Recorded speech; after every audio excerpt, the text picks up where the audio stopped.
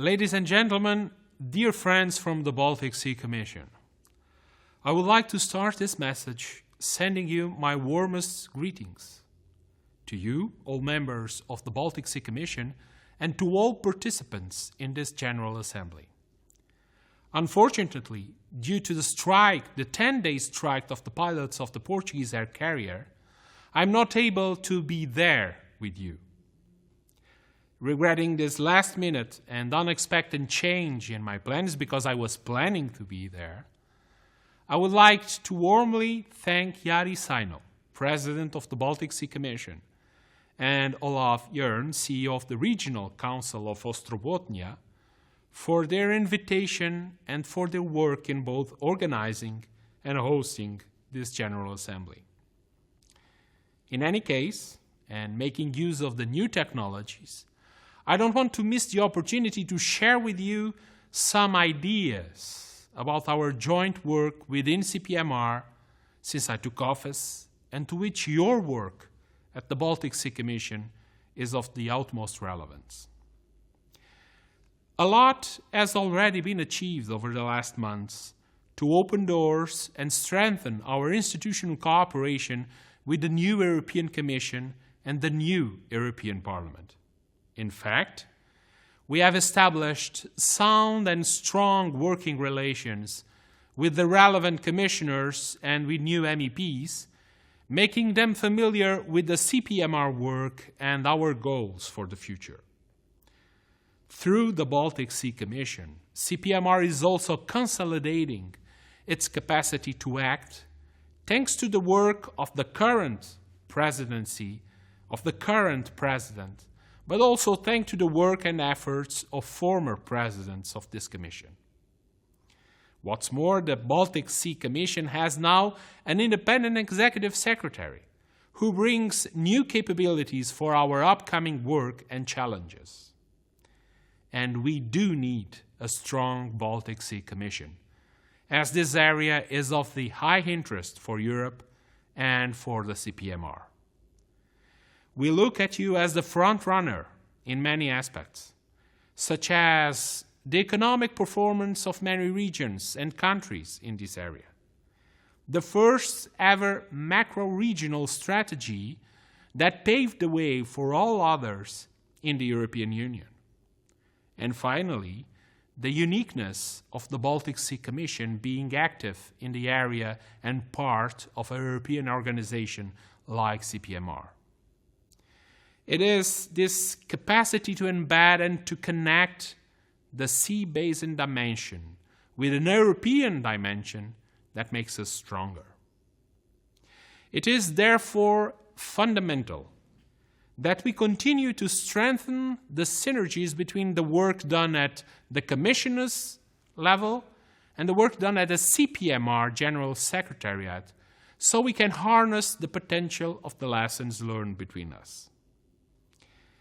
Let me now stress some of the key milestones which are in line with what I think to be the key priorities of the Baltic Sea Commission.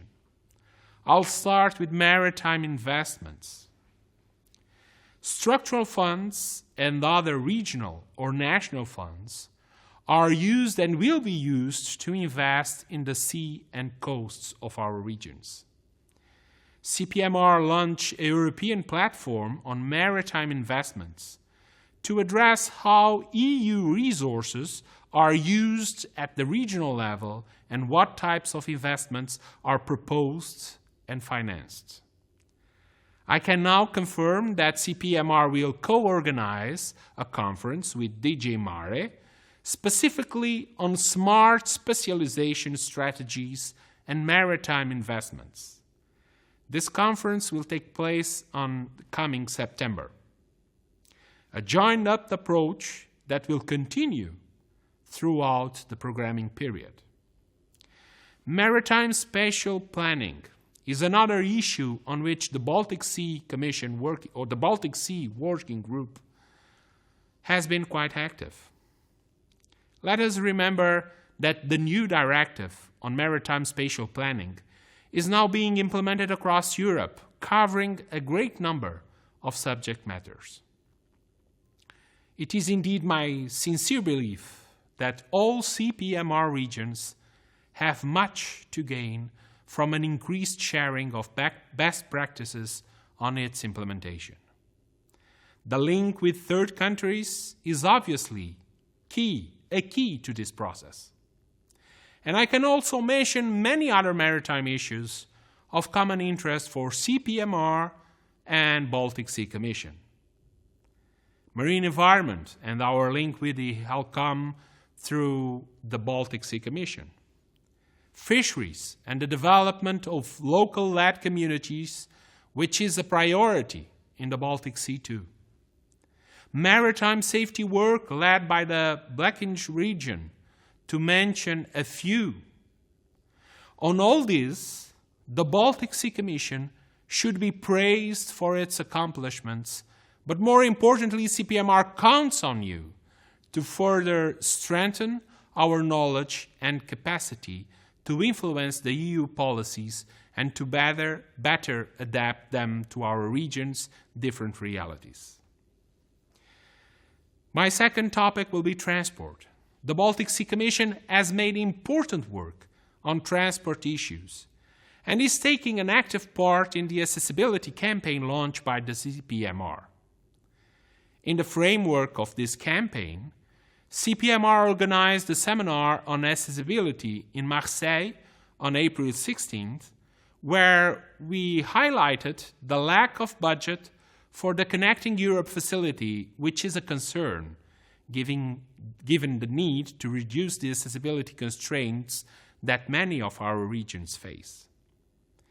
Furthermore, it is important for all regions, including in the Baltic Sea area, to keep their involvement in the ongoing discussions about the new concept for highways of the seas. This matter will be discussed on September 25th in Palma de Mallorca in a conference organized by the European Commission and CPMR.